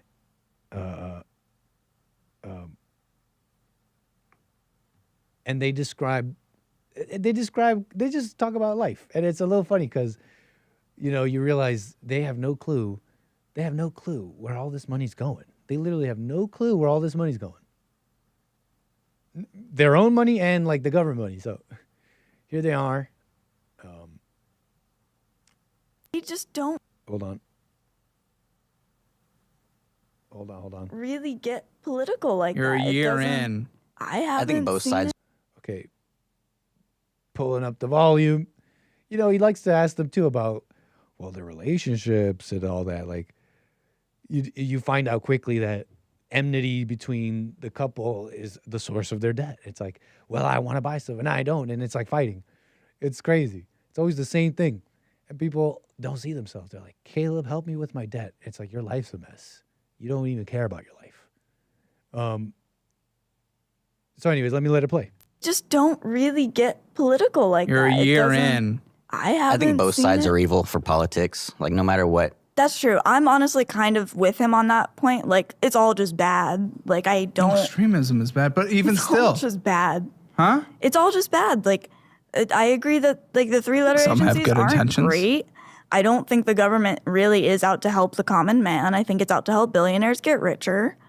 Like, I agree with him. Hey, we have the most that. progressive income tax system in the entire Western world, to be clear. Federal. Okay. Why is it not helping me? Why Like, why has the system not helped anybody I know? System, Why is go the get a better system- job. That's your choice to get the education you wanted. And that's fair, right? Like, help yourself. How about help yourself? But, you know, you realize, we have the most progressive income tax, meaning we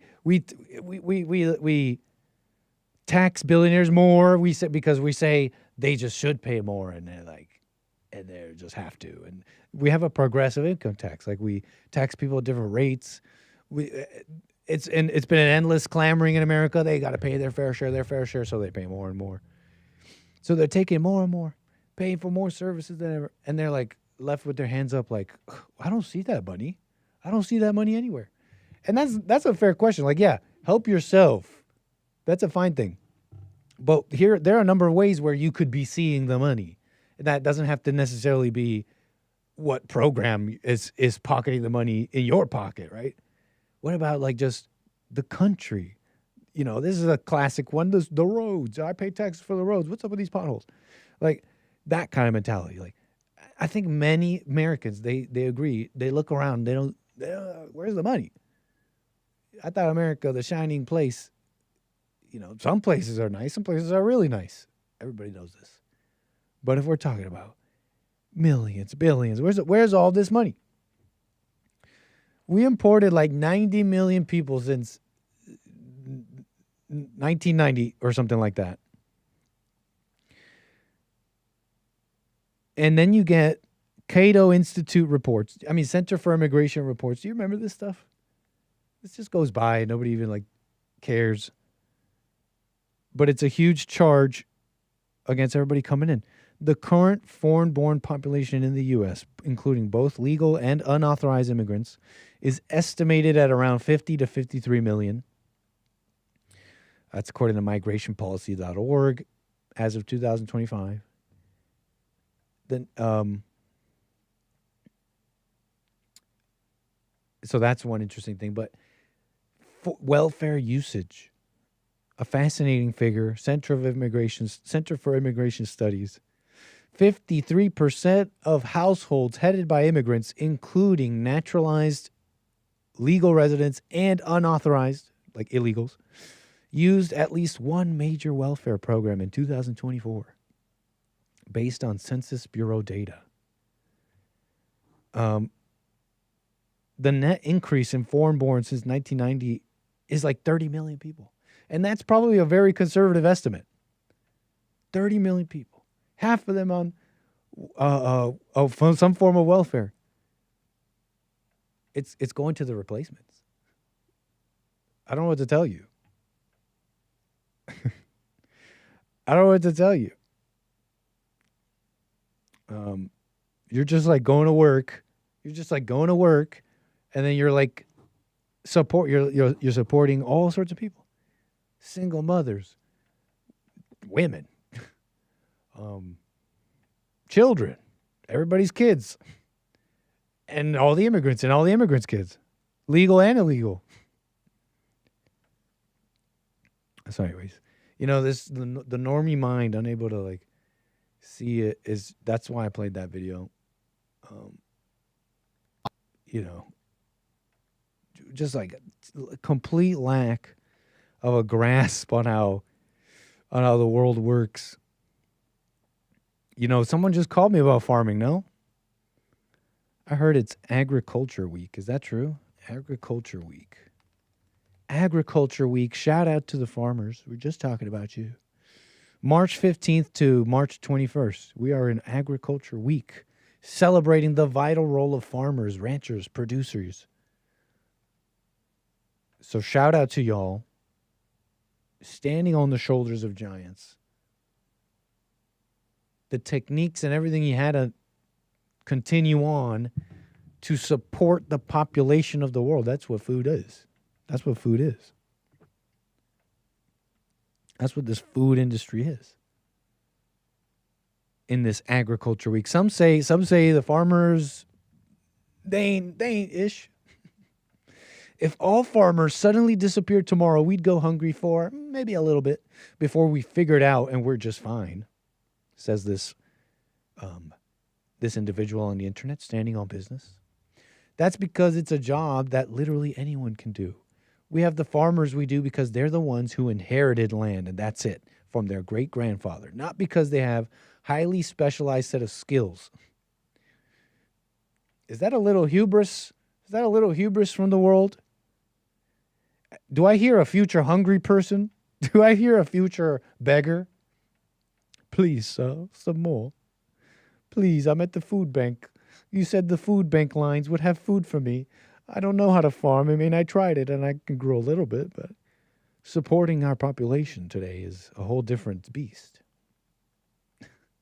I'm hungry, please, sir.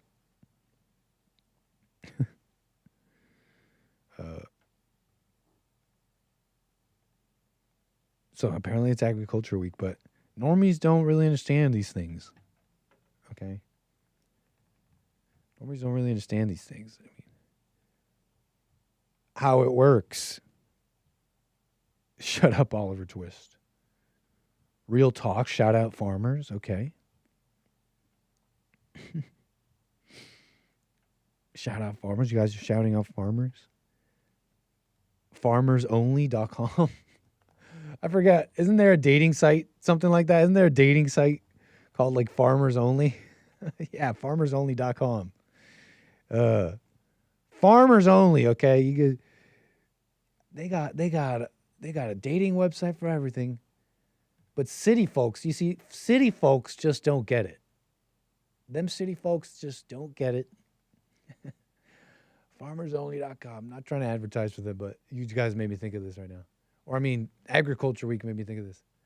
And how some of you are saying farmers only. I remember they were getting a lot of flack because farmersonly.com was supposedly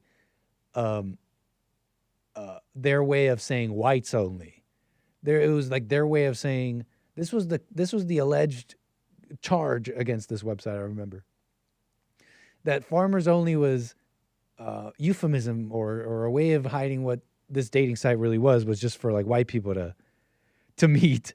And it's a funny thing because, you know, imagine for a moment if you made like a whites only dating site. That would be like the worst thing ever. But, you know, there's black only sites. There's I saw just the other day Asian dating site for wealthy Asians in San Francisco, SF Asians or something like that. And I can't say this is what it really was for farmers only, but I do remember that was an allegation against them. So anyways, thank you, farmers, and Agriculture Week. We appreciate you. We appreciate you. Normies, they don't get how it works. They don't even get how it works. Nit, stop playing like you don't have a farmers only profile. I don't. I mean, they would know. They would see they could see the swarthoid in me. I think it would be like the priest who could see just by looking at me that I'm not getting the blood and body of Christ. You can move on. This is for Catholics. This is for Christians. This is for the children of God. You, sir, can move along. Nick, you looking for a farm girl? What a story. No, we just riffing, my dude. We just riffing, okay? Call it, it's one of my skills. Associative language. Okay, I'm good at it. It's like farmers. I remember farmersonly.com. You guys remember the Shroud of Turin? I'm sorry. Totally random. This was the next thing here in my packet. And I don't have much to say. I really have nothing to say. In fact, I shouldn't say anything on it. I really should say nothing on it considering my ignorance. But yeah, I mean, guys, you guys tripping about the Shroud of Turin? Like, what the heck is this thing? This is a drawing. This is a drawing. That's not a that's a drawing. Someone drew that. Or some sort of art. You know what I'm saying? Like, am I tripping? Like, that's an art. That's like art.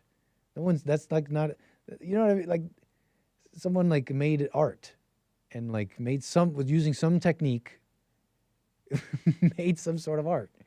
I don't know. What do you guys think? What do you guys say? This kind of came up. That's a drawing. Am I tripping?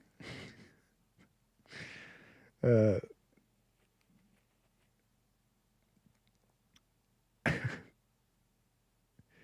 are you guys saying?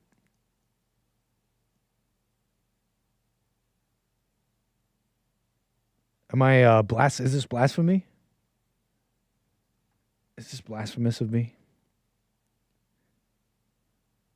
It's an art. It's an art. It's a drawing. Okay, it's a drawing of someone. That's not like no one looks like that.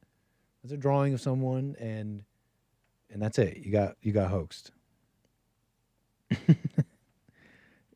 Shout out Jesus though. Like I'm not doubting all that. I'm just saying like the shroud and like I don't know. Look, watch. This is why I shouldn't. This is why I shouldn't have mentioned this. This is honestly why I shouldn't have even mentioned this. I'm clearly ignorant on this, but it was there in my packet. You guys were talking about it a bunch. I heard. That ain't Jesus.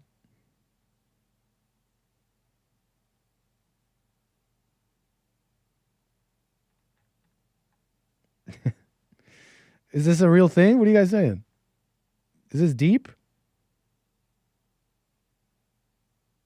Like, no, this is serious. This is serious. This is like proven. The church believes in this. I heard that the church doesn't make a definite claim on it. But they say, hey, it makes you think about Jesus, though. And so on that, it's good. I heard that that's the church's position on the shroud. You know what I mean? Like, they're like, okay, it's not conclusive, but it makes you can't deny it makes you think of Jesus, though, huh? So we appreciate it for that reason, but they don't say it's real. That's a drawing, bro. Anyways, let me move on.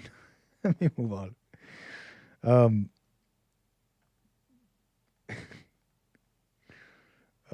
What a mess.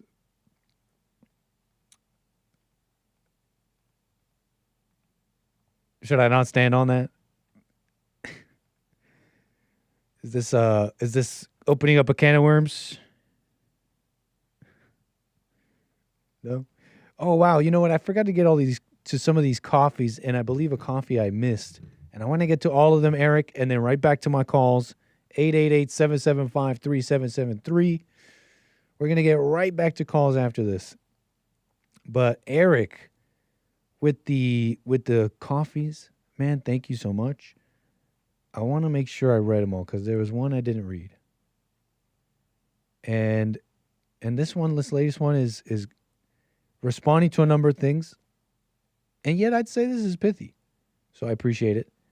He says, thoughts and beliefs are not interchangeable was the title of the coffee I did not read.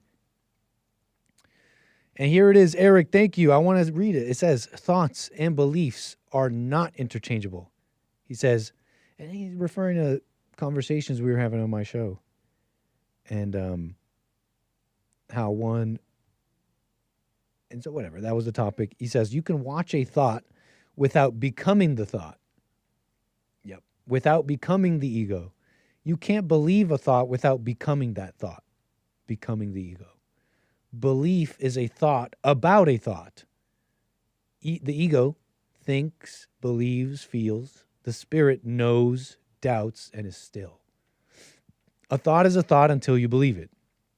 If you believe it, you become the ego by eliminating the space between you and the mind. And he says that's why we do the silent prayer. We practice doubting all thoughts to build a space between the two minds. Between awake and asleep, seeing and being blind, you, the not you, within, without, knowing and thinking, logic and emotion, spirit, ego, good, evil, God, devil. That's why the greatest sin is to forget to be present. Belief equals unconscious. Forgetting to doubt all thoughts creates unconsciousness through identification with the mind. Anytime you believe a thought, you create an identity by becoming the ego.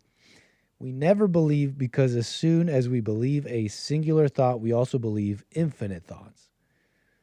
Beliefs inside the shadow that we can't see, the trauma that was created by our unconscious conditioning.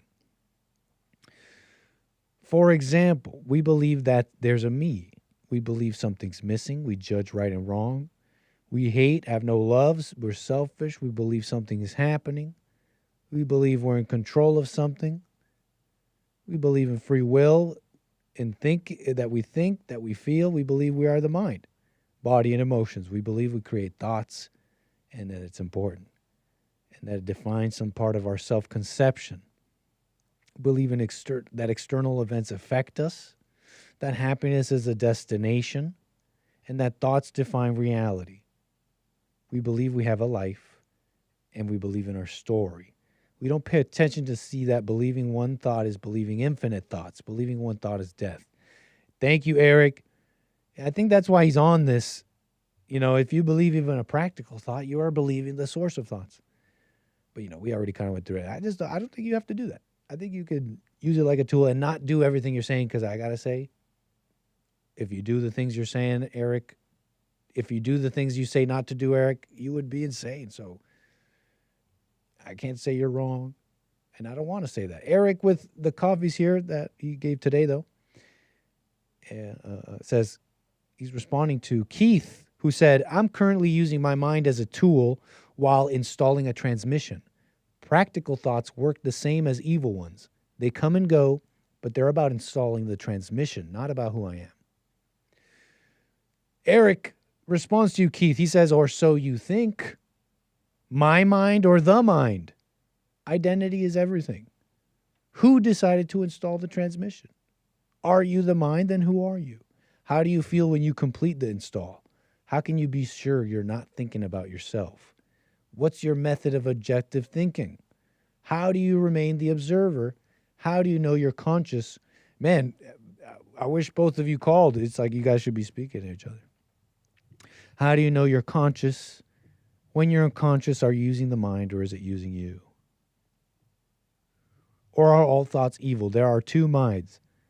I explained the separation between the two minds in the coffee that I read a moment ago. Eric, thanks for the support. Generosity over there. I'll buymeacoffee.com/anchorbaby. Things to smoke on. And this latest coffee, I got to say, I appreciate the pithiness.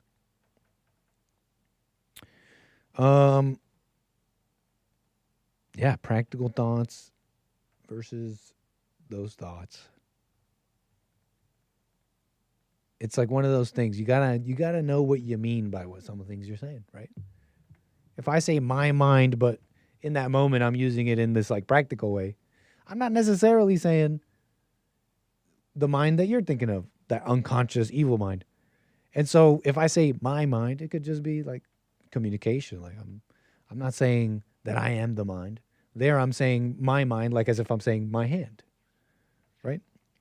That's why, words are clunky, but that's why we're communicating, right? It's like, what do you mean by what you're saying? So thank you for the support. I want to get to Jermaine out of Canada, man. Thank you for your call. You're on the air. Real quick. Thank you, sir. I just unmuted you. My bad. Hello. Welcome. Oh, hey, Nick. Yeah, I was getting you off Bluetooth either way. Oh, well, it worked out. How you doing, sir? I'm doing well, man. Thanks for taking my call. Since we're talking about communication, your stream on Friday, I was like, what does Nick mean by strap on? So I'm calling so you can probably break that down for me.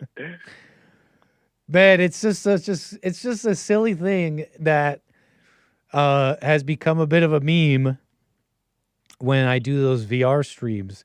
You know, I'm in the virtual world interacting with all sorts of people, and it can get a little silly. So I have a silly little thing I call the strap test. When you're playing in the VR game, have you seen some of these characters? Their hands move around. Yeah. The way they're doing that is they're using a VR headset. On their head, they have a headset that lets them see through the eyes of their character.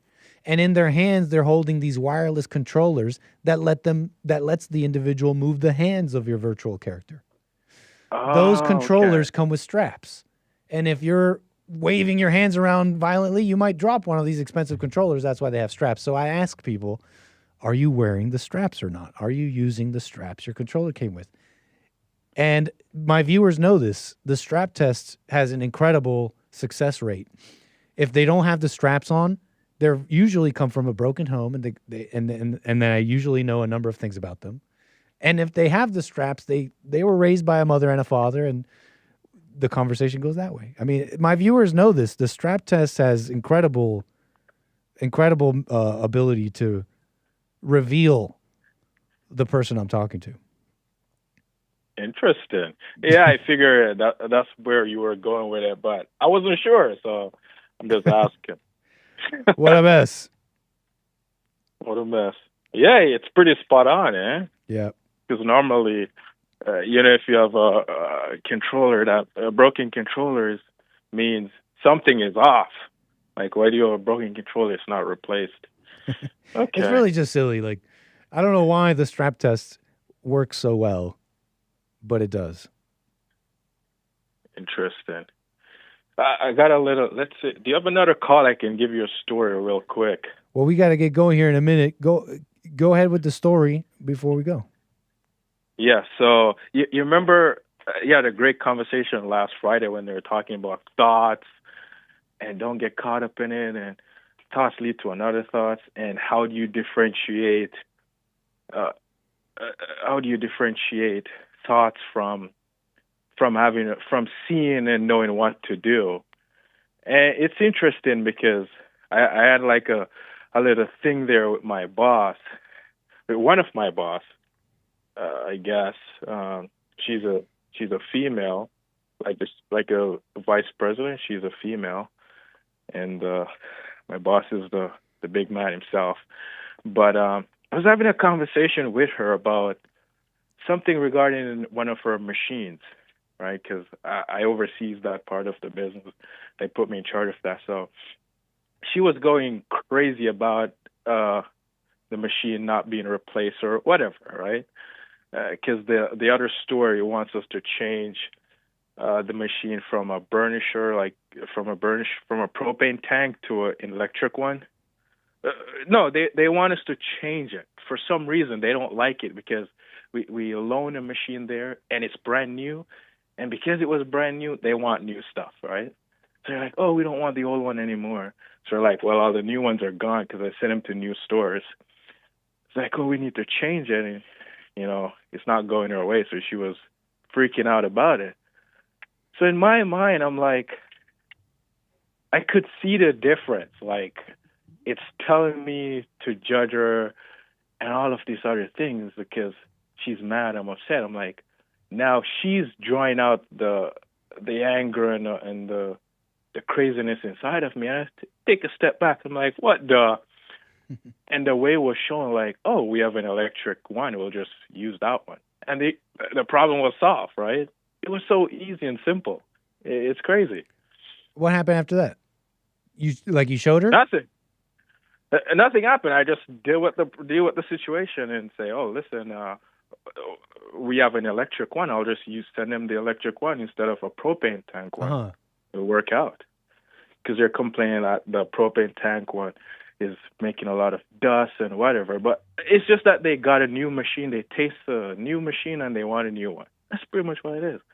So I'm like, okay, true. We'll send them a new one, but it's going to be electric, so they have really nothing to complain about. And, so that and the worked issue out. was solved. But yeah, but it's so funny because when she was talking, the mind is just running, man. It's running. And if you're not staying present and, like you said, and differentiate what the thought is telling you to do, because it's never right.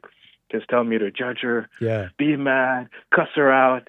What is she talking about? She's a female, shouldn't be a leadership. Oh, all that is going on. And you just have to take a step back and realize, oh, just solve the problem. Change the machine. You just need to solve the problem. It has nothing to do with her. She's just crazy because... And it has nothing to do with you. And it has nothing to do with me. You're so right. And we just need to solve the problem, and that's it. That's so true, man. That's why Jesse's assignment of not thinking about you for a week was so good. I mean, it's literally shocking how many things are not about you, and you think they are. It's shocking. Yeah. If you go through a week and tell yourself, I'm not going to think about myself, it should, I think, shock you if you weren't aware. Yeah. How many things, if you were on through that week unaware, how many of those things you thought would have been comments, movements, faces, thoughts, things you said, things other people said. Literally, so many. I can't think of the countless. It's shocking how many things you think are about you. Your boss, even your boss, criticizing you and telling you do this and do this better. Even that's not about you. Like, it's shocking how many things you think are personal and about you, but who's you? Very interesting situation there, Jermaine. I appreciate you. I welcome this story. Thank you. Yeah, and even if your boss is telling you to do something better, like you said, it really has nothing to do with you. It's just for you to do your job better. That's just what it is. Bingo. Right? But we take it so personal because the mind is telling you all of these things that you think is happening to you. It's interesting. The ego makes everything about itself. Yeah. All right, Nick. It's always a good time chatting with you, man. Jermaine, thank you. Call me again. All right, we'll chat again, Nick. He said, he was trying to say, have a good one. All right, folks. We pretty much done did it. Okay, we did the super chats, the coffees, buymeacoffee.com/anchorbaby. All of your support. Thank you, rumble.com/anchorbaby. /American Anchorbaby.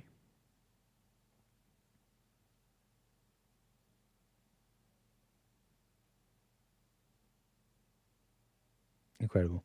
All right, y'all. Take it easy for now. More American Anchor Baby tomorrow after Black Excellence Wednesday, the Manhunt Hour, the Hake Report, and then, of course, more American Anchor Baby. Take care for now.